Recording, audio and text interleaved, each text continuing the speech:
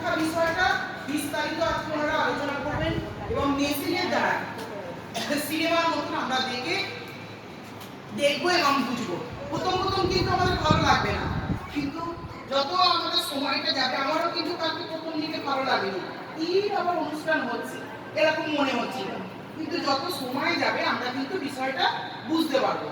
তো সেটা আপনাদের বলে দিচ্ছি, হয়তো ভাববেন যে বন্দনাদি কি এমন একটা প্রোগ্রাম করছে যাতে আমরা বুঝতেই পারলাম না, খালি হো করে এলাম আর টিফিন নিয়ে চলে গেলাম, এরকম মনে হবে। কিন্তু একটু মন দিয়ে ভালো করে শুনলে আমরা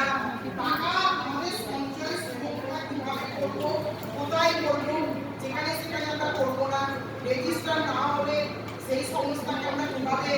গড়িয়ে দিতে পারবো আইন সংক্রান্ত বিষয়ে, সেই বিষয়ে আর কি আজকে একটা আলোচনা